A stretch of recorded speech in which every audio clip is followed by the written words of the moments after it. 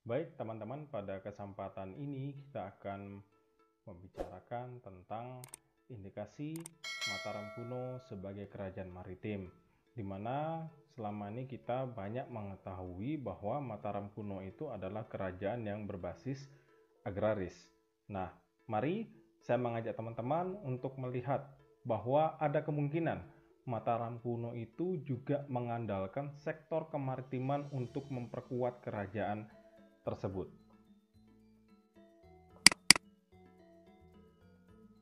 Nah, teman-teman, wilayah kerajaan Mataram kuno itu diperkirakan berada di daerah yang dialiri sungai seperti Progo, Bogowonto, dan Bengawan Solo yang meliputi daerah Magelang, Muntilan, Sleman, Yogyakarta. Wilayahnya juga dilingkari oleh pegunungan dan gunung-gunung seperti Gunung Tangkuban Perahu, Gunung Sindoro, Gunung Sumbing, Gunung Merapi Merbabu, Gunung Lawu, dan Pegunungan Sewu. Nah, ini untuk sekedar merefresh ingatan kita karena Mataram kuno pernah dibahas oleh teman-teman pada saat kelas 10. Nah, pada abad 10 itu kan kerajaan ini dipindahkan oleh Empu Sindok ke Jawa Timur. Nah, ada beberapa tokoh yang meyakini bahwa pemindahan kerajaan Mataram ke Jawa Timur dikarenakan wilayah kerajaan tersebut hancur akibat bencana alam, yakni meletusnya Gunung Merapi yang disertai gempa bumi dan hujan material vulkanik yang memporak-porandakan sebagian besar wilayah Jawa Tengah. Empu Sindok itu membangun kembali kerajaan ini di Watugaluh, sekarang sebuah desa di dekat Jombang di tepi aliran Sungai Berantas, Jawa Timur. Nah, mari kita melihat bukti-bukti yang mendukung bahwa Mataram kuno itu adalah kerajaan maritim. Pertama yang bisa kita lihat adalah Prasasti Gondosuli II. Nah, ini teman-teman bisa disimak di PowerPoint-nya. Keberadaan dari Prasasti Gondosuli II yang ditemukan di Temanggung ini memberikan petunjuk adanya pedagang asing yang masuk ke wilayah Pulau Jawa.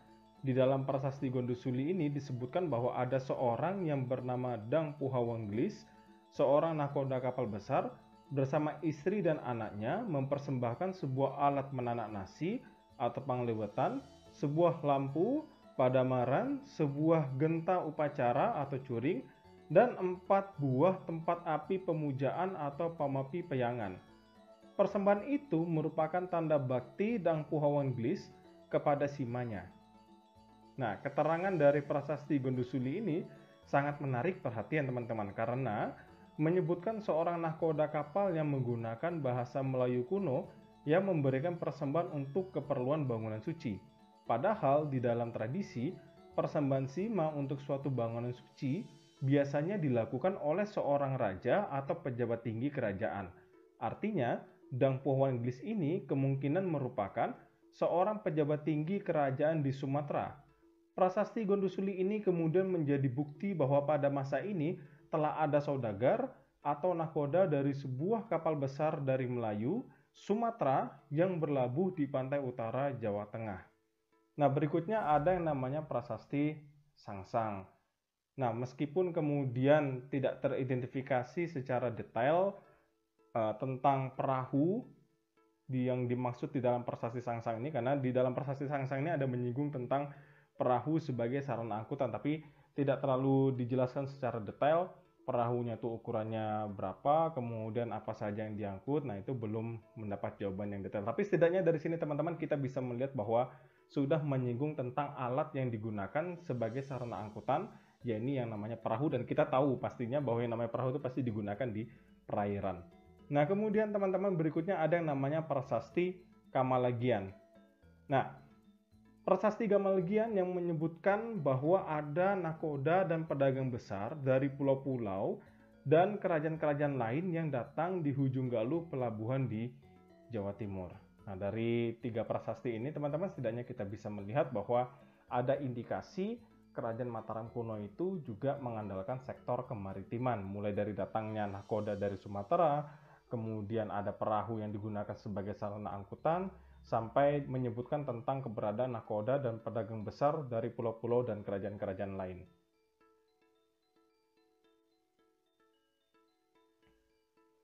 Nah, kemudian dari beberapa prasasti itu ditemukan beberapa istilah-istilah yang mendukung bahwa kerajaan Mataram kuno itu juga mengandalkan sistem kemaritiman. Pertama ada istilah pekan, yaitu pasar, misra, pedagang semi profesional, Masyam Yawahara, pedagang profesional, Manilala Druyaya Haji, kelompok penagih, Apkan, pejabat desa yang mengurus pasar, warga Kilalan, orang-orang yang dikenai pajak, kemudian Bani Grama, komunitas atau asosiasi pedagang.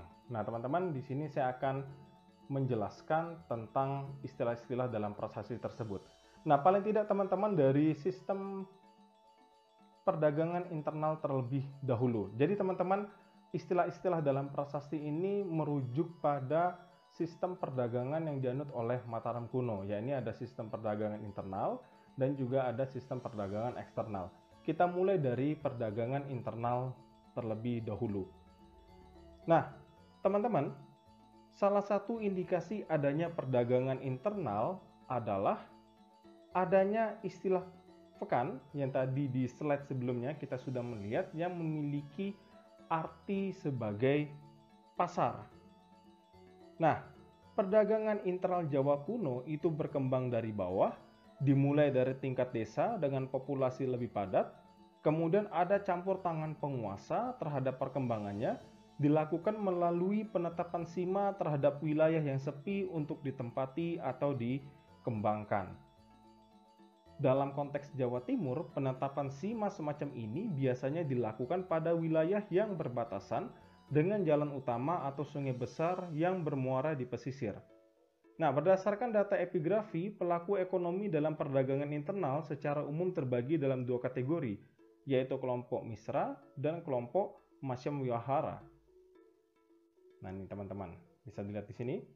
Nah, kita melihat apa yang dimaksud dengan kelompok misra dan kelompok Masyam Yawahara. Kelompok misra itu merupakan kelompok semi profesional, sedangkan kelompok Masyam Yawahara merupakan kelompok profesional atau kelompok yang memang penghidupannya itu berasal dari perdagangan. Dalam perdagangan, kelompok Masyam Yawahara ini memiliki peran lebih besar dibandingkan kelompok misra karena memiliki mobilitas yang lebih tinggi. Selain kelompok pedagang, faktor pendukung penting yang terlibat dalam perdagangan internal adalah pengelola atau petugas yang mengaturnya.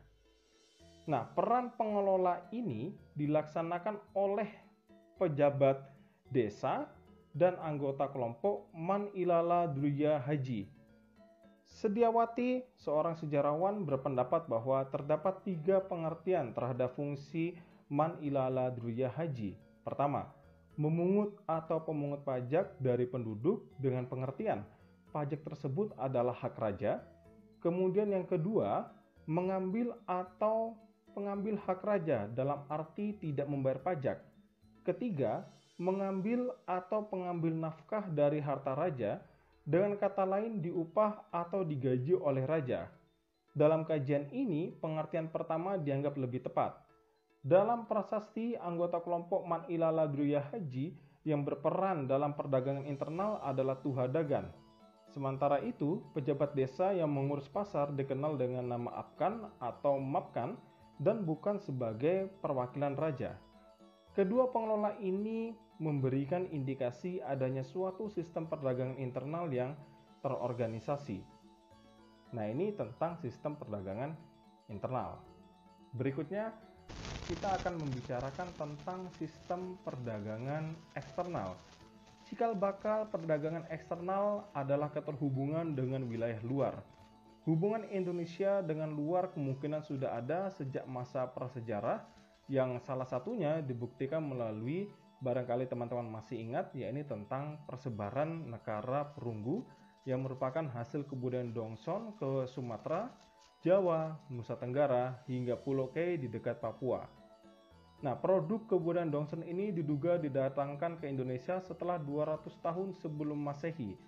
Berdasarkan data epigrafi, hubungan dengan luar ditunjukkan dari prasasti Gondosuli II yang sebelumnya sudah kita bahas teman-teman, yang menggunakan bahasa Melayu dan menyebutkan kata dan puhawan yang sebenarnya itu berarti nakoda. Prasasti batu yang ditemukan di Temanggung dan berangka tahun 749 Saka atau 827 Masehi ini sekaligus menjadi prasasti tertua yang mengindikasikan adanya perdagangan eksternal pada masa Jawa kuno.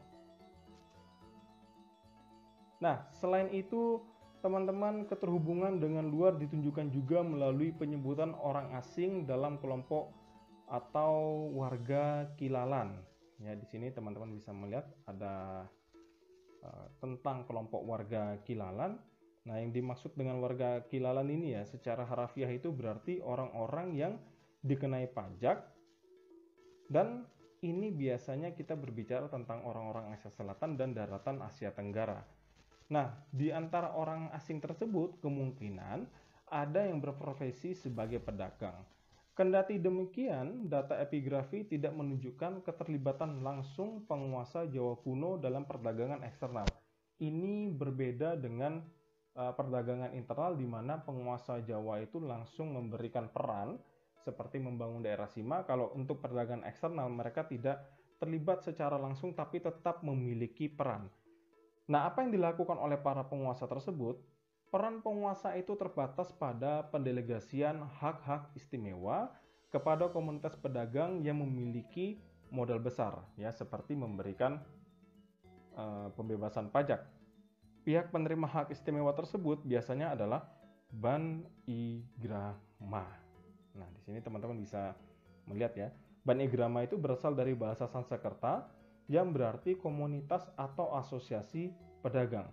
Nah, penjemputan Ban Igrama di Jawa Timur itu terdapat pada beberapa prasasti dan memiliki beberapa varian penyebutan. Nah, di sini teman-teman bisa melihat ya terkait dengan istilah Ban Igrama ini di beberapa prasasti, teman-teman. Oke, teman-teman, itu terkait dengan sistem perdagangan eksternal. Berikutnya kita akan membicarakan tentang relief perahu di Candi Borobudur. Barangkali teman-teman yang pernah atau sering ke Candi Borobudur pernah melihat relief ini. Setidaknya terkait dengan relief perahu ini terdapat 10 ya, terdapat 10 relief perahu di Candi Borobudur, 6 perahu besar dan 4 perahu kecil. Nah, itu yang bisa teman-teman cermati atau amati langsung di Candi Borobudur. Nah, perahu besar itu berlayarkan cadik dan perahu kecil itu menggunakan dayung. Nah, di sini teman-teman bisa kita lihat, teman-teman, relief kapal itu digambarkan sedang mengarungi samudra dan banyak ikan yang berada di bawah kapal, kemudian serta awan yang berada di langit. Kapal telah dilengkapi dengan layar, di sini teman-teman bisa melihat, dan cadik sebagai penyeimbang kapal sekaligus penahan ombak. Nah, ini cadiknya yang seperti ini, teman-teman. Nah, teman-teman bisa melihatnya ini. Jadi kegunaan cadik tadi itu sebagai penyeimbang kapal sekaligus penahan ombak. Pada bagian kiri itu sebenarnya terlihat adanya bangunan seperti rumah panggung di Padang, teman-teman. Nah, ini bisa teman-teman lihat ya. Nah, berdiri di atas tiang-tiang yang di bagian bawahnya terdapat ruangan dan terdapat orang-orang di dalamnya. Nah, ini teman-teman bisa melihat juga. Oke, nah ini teman-teman. Ya. Nah, pada atap terdapat burung-burung dan wadah tembikar. Pada beberapa daerah di Indonesia sampai saat ini masih dijumpai burung-burung yang dipelihara di atas rumah. Nah, ini menjadi sesuatu yang menarik, teman-teman. Nah, kemudian sampai saat ini, teman-teman, masih menjadi perdebatan terkait dengan armada laut yang dimiliki oleh Kerajaan Mataram, teman-teman. Nah, bukan karena apa, ada yang meyakini bahwa perahu besar bercadik itu memang digunakan sebagai kekuatan tempur. Tapi kemudian menjadi pertanyaan, apakah kemudian perahu bercadik betul-betul mumpuni digunakan sebagai alat perang? Nah, itu yang kemudian masih menjadi perdebatan hingga saat ini, sehingga saya pribadi juga belum bisa menyimpulkan apakah betul-betul kapal cadik ini digunakan untuk perang atau tidak. Tapi kemudian ada juga yang meyakini bahwa kapal cadik ini atau perahu cadik ya, mohon maaf ya, ini pada dasarnya merupakan alat yang digunakan untuk keperluan berdagang milik saudagar Jawa karena tidak cukup ideal ya jika digunakan sebagai kapal perang. Bahkan pelabuhan yang ada dibuka diduga hanya untuk melayani saudagar yang singgah dan mengantar barang seperti kayu manis, bukan sebagai pangkalan militer. Nah, seperti itu, teman-teman.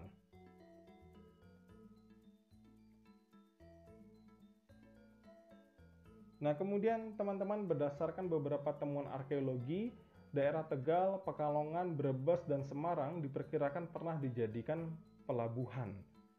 Ya, beberapa bukti yang mendukung misalnya kronik Tiongkok dari masa dinasti Sung yang menyebutkan adanya pusat perdagangan di Pekalongan. Selain Pekalongan, Tuban juga disebut-sebut sebagai sebuah pelabuhan yang sudah ramai dan penting di zaman tersebut. Kemudian ditemukannya patung Siwa yang terbuat dari logam yang ditemukan di Sungai Wadas, wilayah Tegal, dan Arsa Siwa yang ditemukan di wilayah Brebes.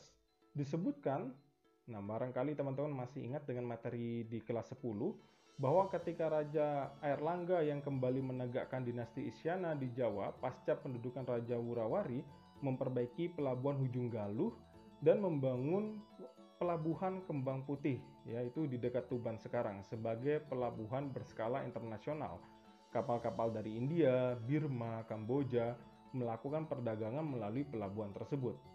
Pelabuhan-pelabuhan yang ada menunjukkan peran sungai sangat penting pada masa itu. Selain untuk keperluan irigasi, sungai dimanfaatkan untuk pelayaran dan perdagangan lokal. Perdagangan di sekitar sungai membuat daerah sepanjang sungai dan muara sungai yang dekat dengan pantai menjadi maju.